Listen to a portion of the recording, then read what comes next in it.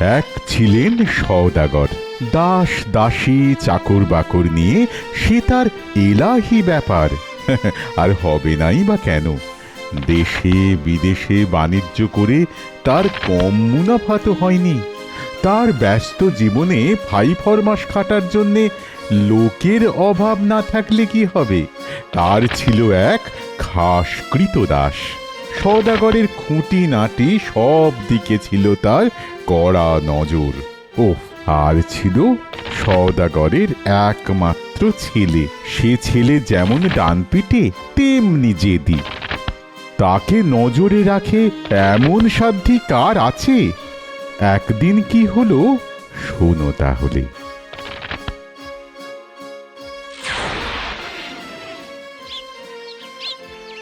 বাবা, তুমি এখানে দাঁড়িয়ে কি করছো? এসো না, আমার সঙ্গে খেলবে। ওরে, আমি কি আর এমনি এমনি দাঁড়িয়ে আছি? আজ যে পূব দেশ থেকে মশলা বোঝাই এক জাহাজ আসার কথা, আমি তো তারই অপেক্ষা করছি। জাহাজ তো এখনো আসেনি, তুমি আমার সাথে খেলবে, চলো না বাবা। আরে তাই বললে হয়? জাহাজ ওই এলো বলে ওই তো দূরে, দূরে আমি যেন ওর মাস্তুল দেখতে পাচ্ছি। বেশ, তুমি তাহলে আমার সাথে খেলবে না, তাই তো? ওহো, কি মুশকিল, কি মুশকিল। নে নে, সর এখন এখান থেকে, আমাকে আর জ্বালাস না তো। আমার মন এখন ওই জাহাজেই পড়ে আছে। দূর, আমার ভালো লাগে না। আমিও চললাম ওই জাহাজের কাছে, দেখবে তখন কেমন লাগে।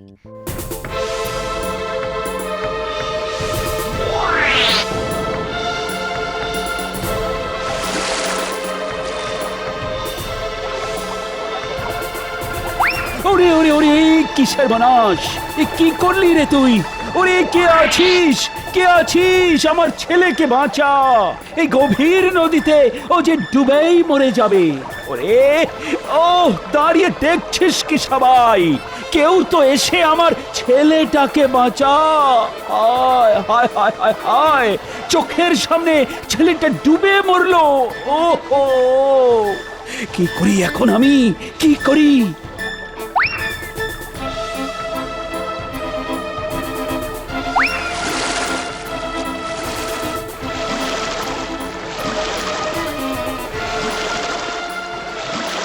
না না না, এখনো একটা আশা আছে। ওই তো ও নিশ্চয়ই কিছু একটা করবে।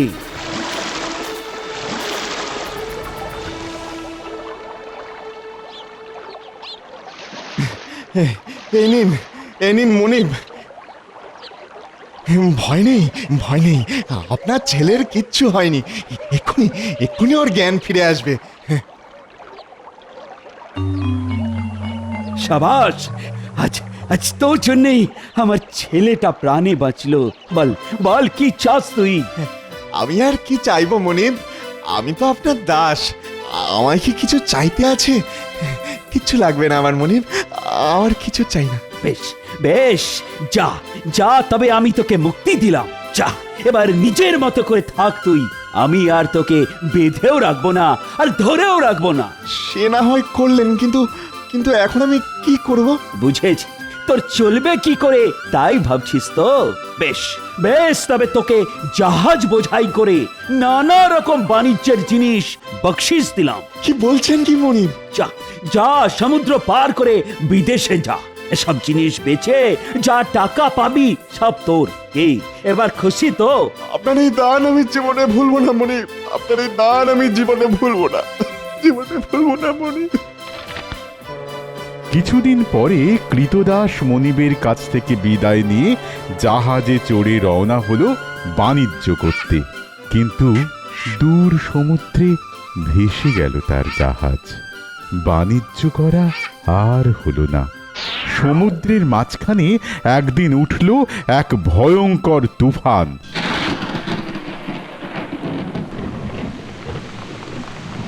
ওরে ওরে, জাহাজ সামলা, ঝড়েতে জাহাজ টালমাটাল, এবার নাই মাঝ সমুদ্রে ডুবে মরি।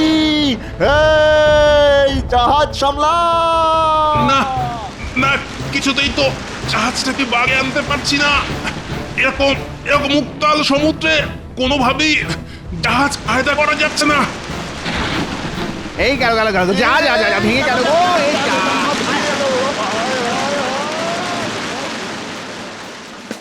সেই কৃতদাসের আর বাণিজ্য করা হলো না। সমুদ্রের মাঝখানে তুফান উঠে জাহাজটাকে ভেঙে চুরে জিনিসপত্র লোকজন কোথায় যে ভাসিয়ে নিল তার আর কোনো খোঁজই পাওয়া গেল না। কৃতদাস কিন্তু অনেক কষ্টে একটা দ্বীপের চড়ায় এসে ঠেকল।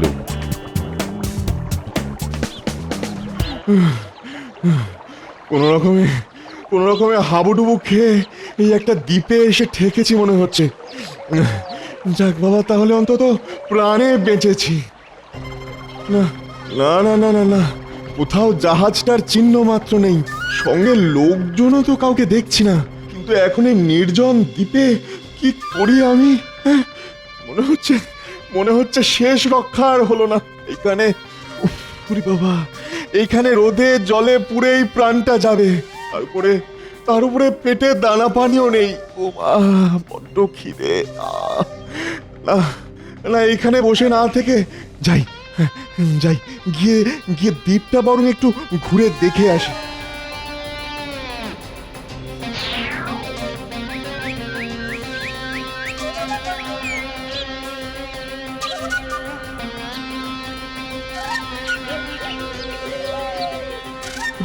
বাবা, এখানে তো দেখছি বড় বড় গাছের বন। না না, আর একটু এগিয়ে দেখি।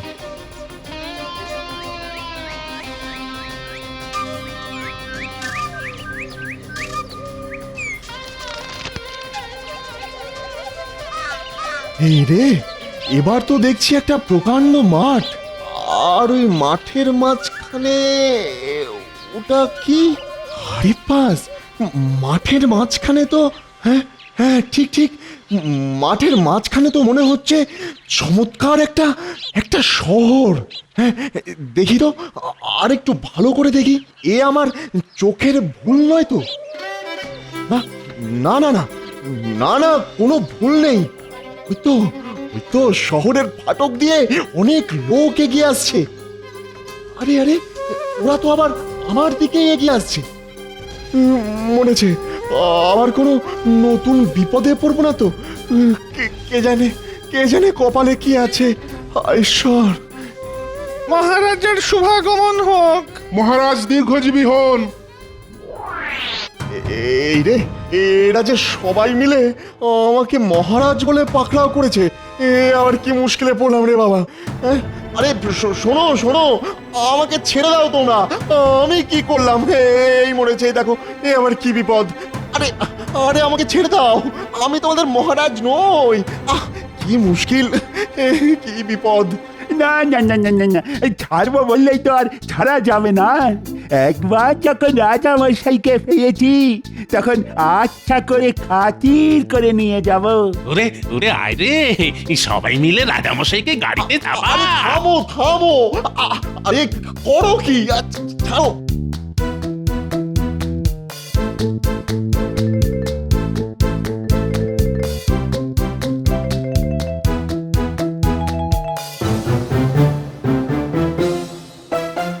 জয় মহারাজের জয়।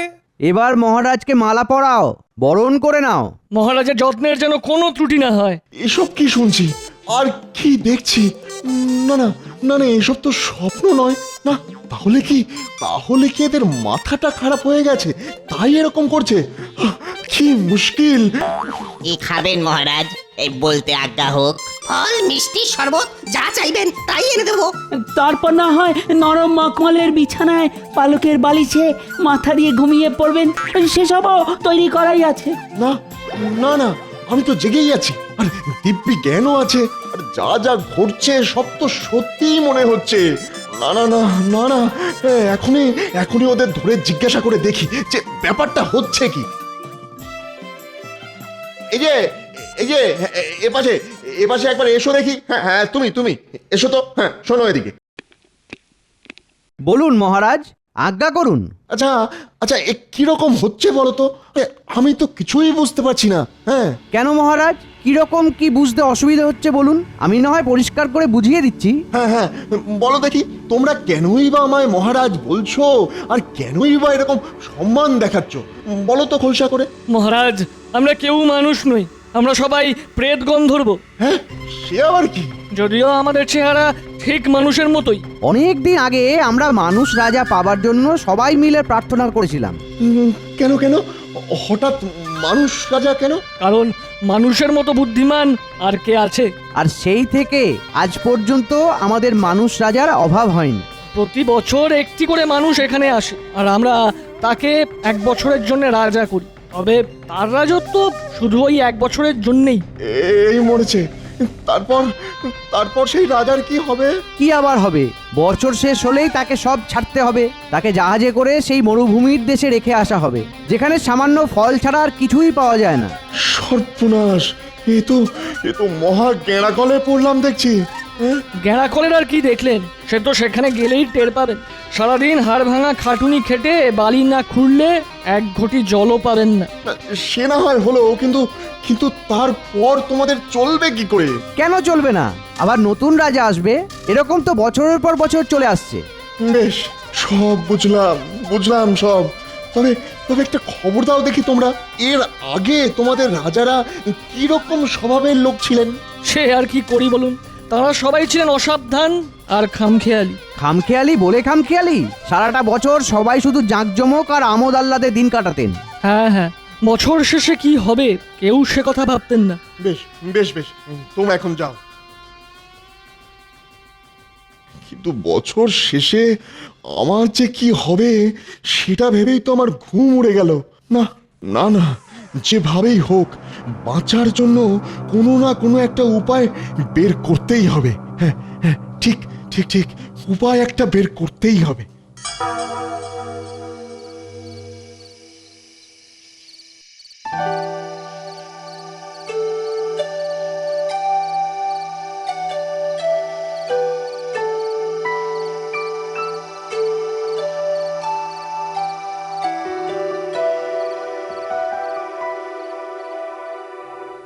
সারা রাত ভেবেও তো কোনো কুল কিনারা করতে পারলাম না।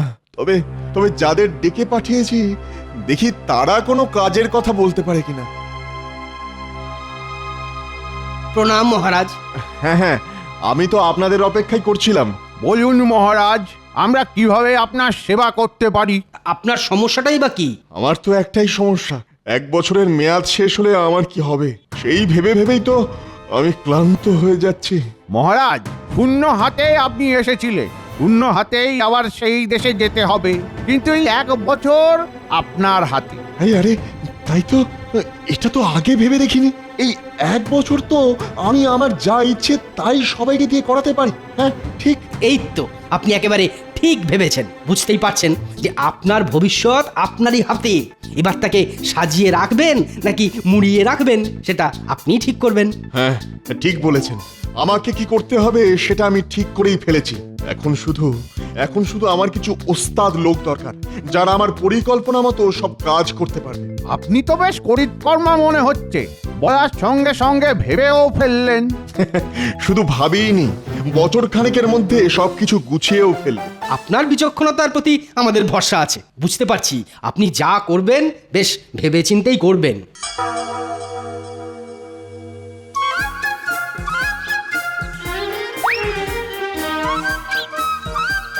হ্যাঁ রে, মহারাজ তো দেখছি বেশ কোষ মেজাজেই আছে। তাই তো দেখছি, কিন্তু এবার তো বছর শেষ হবে, এবারই বুঝতে পারবে কত ধানে কত চাল। ঠিক বলেছিস, যখন এই মরুভূমির মধ্যে দিয়ে পড়বে তখনই বুঝবে। এই তো এবার সময় হয়ে গেল, দেখ না এবার কি হয়। মহারাজ, আজ তো 1 বছর পূর্ণ হলো। এবার যে আপনাকে সবকিছু ফিরিয়ে দিতে হবে। আমরা এবার রাজদণ্ড, ছত্রমুকুট সব ফিরিয়ে নেব। রাজার পোশাক ছাড়িয়ে 1 বছর আগেকার সেই সামান্য পোশাক পরিয়ে আপনাকে জাহাজে তুলে দেব। আমি তো প্রস্তুত, তবে আমার একটা অনুরোধ আছে। আমার খুব ইচ্ছে আমি কোথায় গিয়ে থাকবো, কিভাবে থাকবো সেটা যদি তোমরা গিয়ে একবার দেখে এসো। সে আর না দেখার কি আছে? আপনি গিয়ে কেমন ফাঁপড়ে পড়েন সেটা দেখতে কি আর আমাদের খারাপ লাগবে? আমরাও যাব।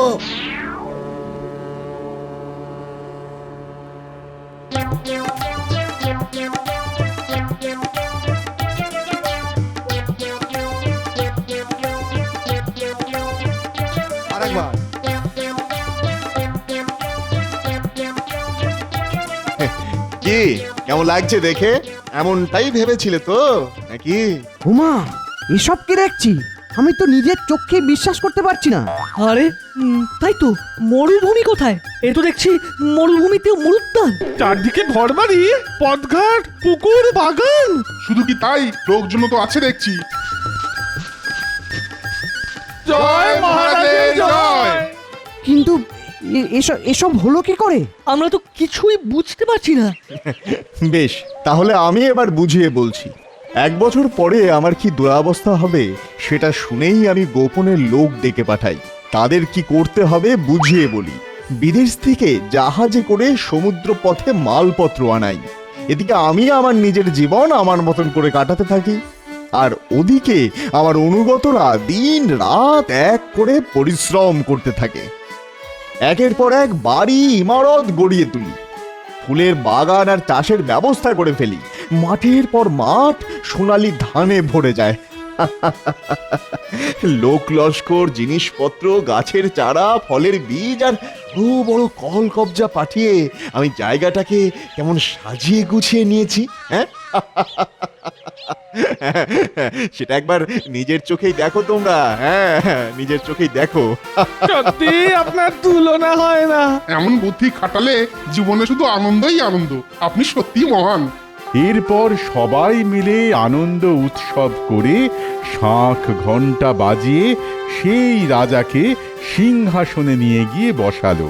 যে রাজার 1 বছরের জন্য রাজত্ব সামলাবার কথা ছিল, তিনি সারা জীবন ধরে ওখানে রাজত্ব করতে লাগলেন। একজন সওদাগরের কৃতদাস এক রাজ্যের প্রকৃত রাজা হয়ে উঠলেন।